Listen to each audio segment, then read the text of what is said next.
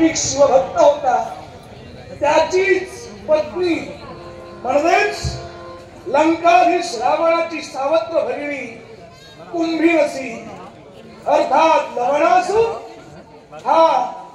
लंकाधीश रावणाचा नात्याला भाचाच आणि म्हणूनच रावण मधाचा प्रतिशोध घेण्यासाठी तो आमच्या सद्भक्तांना त्रास दिलाय त्याला प्रतिकार केला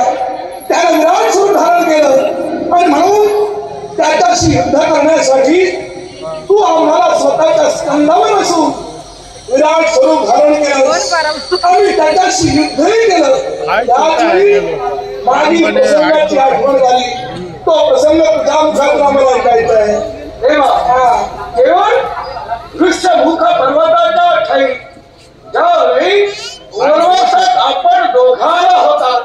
केवळ आपली चाचपणी करण्यासाठी केवळ जुगरी महाराजांच्या रक्षणासाठी वेषांतर करून आपल्यापर्यंत आपल्याला ठरवतो पण माझा हे आपण आहात याची जाणीव त्यावेळी मला झाली आणि त्यावेळी विराट स्वरूप आम्ही धारण केलं आणि स्वतःच्या संधी आपल्याला बसवून वृषमुख पर्वतापर्यंत आम्ही त्या प्रसंगाची पुनरावृत्ती आज लवणासुरामुळे घडलेली आहे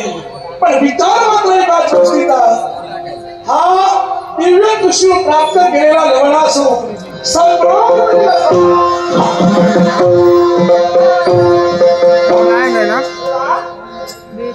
ऑनलाइन है ना ऑनलाइन योगा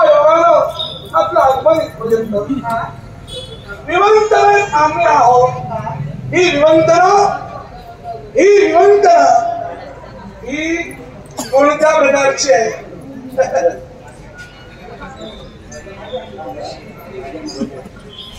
आदरणीय राजा मांडगावकर यांच्याकडून बहुमत बक्षीस आलेला आहे आदरणीय राजा मांडगावकर यांना दीर्घायुष्य लाभू दे अशी गणपती त्यांनी प्रार्थना करून वावळीश्वर दशावतार मंडळाचा आपलं स्वीकार कार्तिक गांगराई याने माझ्या कलेच्या गौरवपणासाठी हे बहुमत अशा तऱ्हेचं पारितोषिक दिलंय त्यांचे तुमचे आभार म्हणून या बक्षिसाचा लवणासुराजवळ असणारा दिव्य त्रिशूळ आम्ही सुद्धा शिवभक्त असल्या कारणानं त्या दिव्य त्रिशूळाचा अपमान आमच्याकडून होऊ नये म्हणून आम्ही त्याला नमस्कार केला आणि युद्धातून मागे आलो पण आम्हाला सांगा लवणासूर संपणार तरी कसा लवणासूर संपणार कसा आहे मार्ग आहे ऐकूया आणि तो मार्ग कोणता असेल तर तेव्हा ज्यावेळी